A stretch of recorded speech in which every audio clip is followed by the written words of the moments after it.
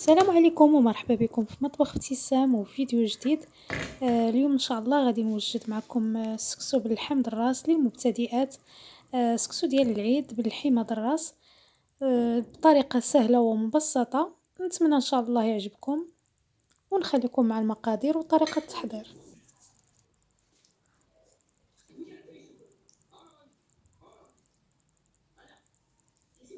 نبداو بسم الله على بركه الله. غادي نحتاجو بصله كبيره مقطعه بهذا الشكل، وغادي نحتاجو معلقه كبيره ديال الخرقوم البلدي، ومعلقه كبيره ديال السكينجبير، معلقه صغيره ديال الابزار، ومعلقه صغيره عامره ديال السمن، وشويه ديال الملحه حسب الذوق، ورويز ديال الثومه، شويه ديال الزعفران حر خويت عليه الماء سخون باش يطلق.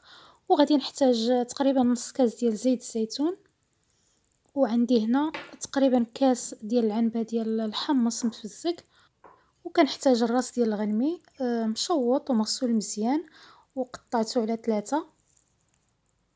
كنوضع القطع ديال الراس في البرمه.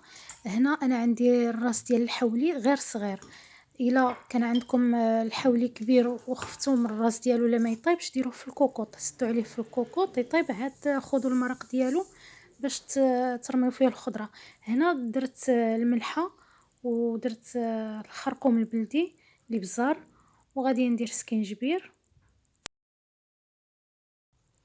وغادي نضيف المعلقه الصغيره ديال السمن وزيت الزيتون، وكذلك غادي نخوي عليهم الماء اللي فيه الزعفران الحر والبصله والحمص، وغادي نحك داك الرويز ديال الثومه. كيف ما كتشوفوا مطيشه ما غاديش نديرها نهائيا، مطيشه ما كنديرهاش في سكسو ديال اللحم دراس.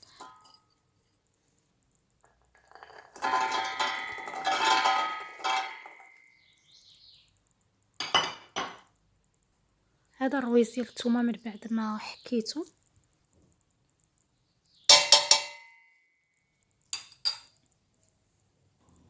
غادي نزيد واحد شويه د الماء في داك الكاس اللي كان فيه الزعفران الحر، وغادي نضيفو على هاد المكونات باش غادي نحطهم يتشحروا باش العطريه ديالنا ما تحرقش.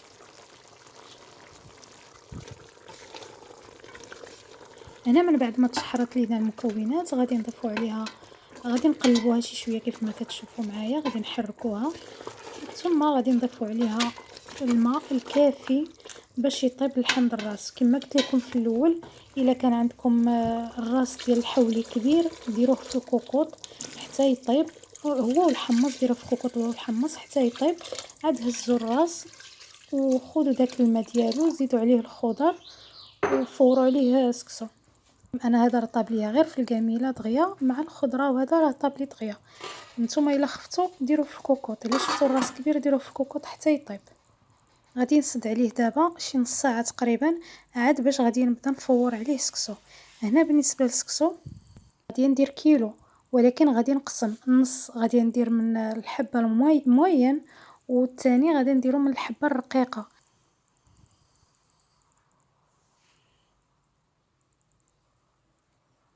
كنضيفوا الملحه معلقه كبيره مع مراش على حسب الذوق، وكنديروا الزيت البلديه وكنبسبسوا سكسو.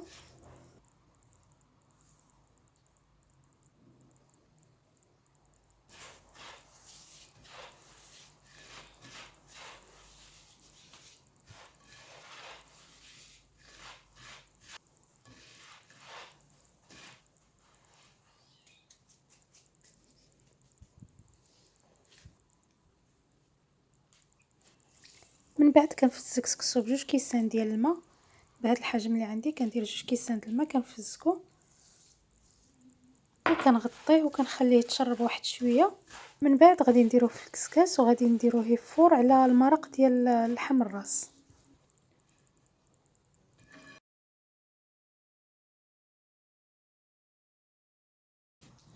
من بعد ما فزقناه بشي 10 دقائق تقريبا صافي راه شرب داك الماء اللي درتلو. دابا كنبدا نفتلو بين يدي وكنحيد دوك الكويرات، كنحاول نحلهم كيف ما كتشوفوا معايا.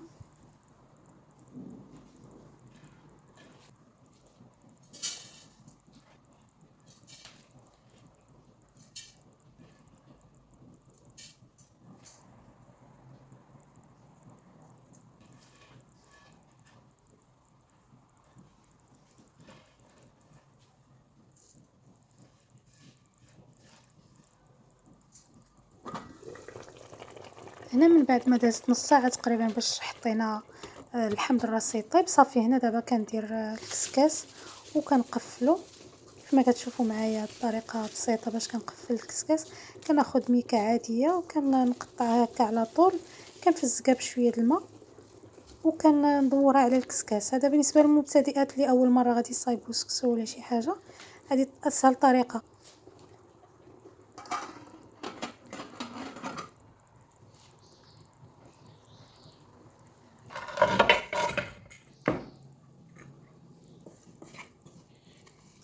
صافي هنا من بعد ما فار لينا سكسو درنا تقريبا درتو شي 20 دقيقه. صافي كنحيدو كنديرو في القصريه، كنخوي عليه تقريبا عاوتاني شي 2 كيسان د الماء بحال اللي درت في الاول، وكنحاول نحل داك الكويرات كاملين وكنفتلو بين يدي بحال هكا. دائما كيبقى على حسب الكميه ديال السكسو اللي دايرين، واش نص كيلو ولا كيلو.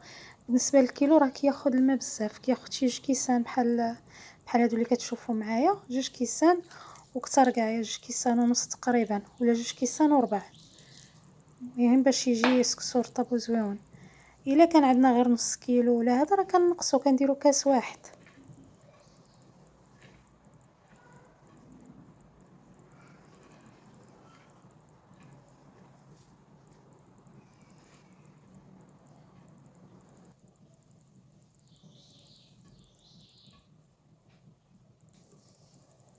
صافي هنا دابا غادي نغطيه ونخليه باش يتشرب، وغادي نمشي للخضره.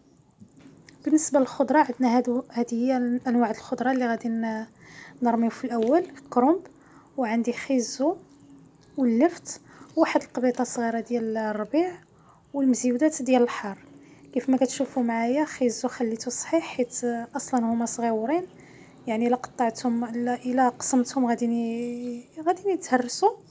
واللفت كذلك حتى هو راه عندي صغير خليته هكا صحيح. بالنسبه للقرعه الخضراء والحمراء هادو غادي نرميهم حتى التصفيره الثانيه.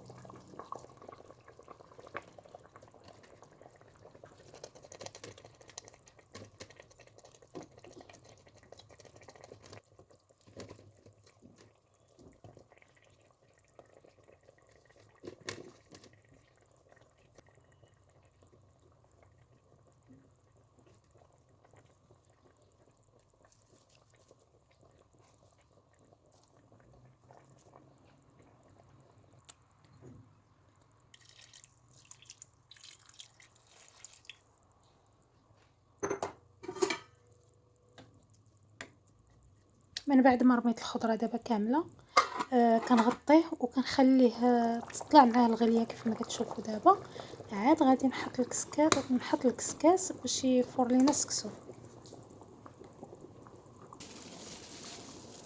راه هاد التفويره الثانيه كندير نفس العمليه اللي درت في الاول، كنلوي عليها بلاستيك وكنغطيها ونخليها عاوتاني واحد 20 دقيقه.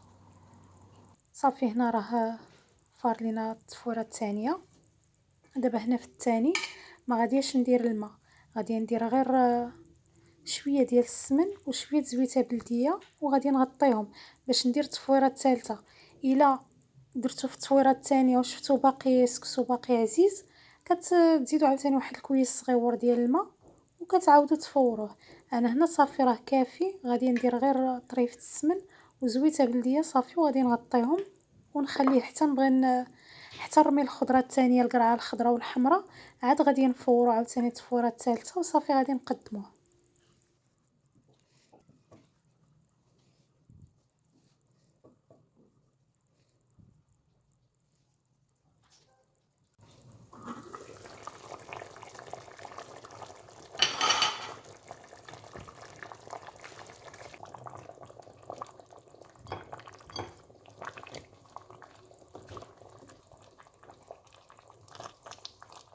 من بعد ما رميت الخضره الثانيه كنشوف المرق واش خاصو شويه ديال العطريه ولا الملحه.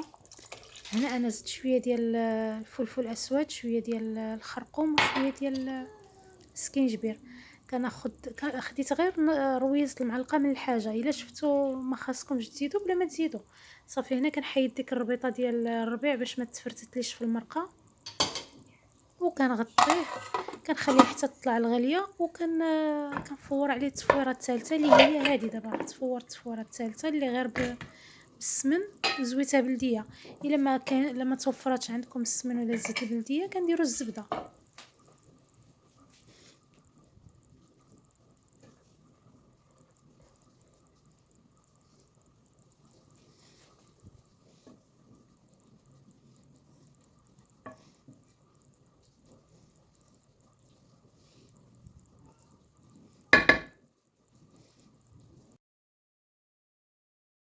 وهذه المريقه ديالنا صافي راه دابا واجده. الخضره كلشي طايب كيف ما كتشوفوا معايا.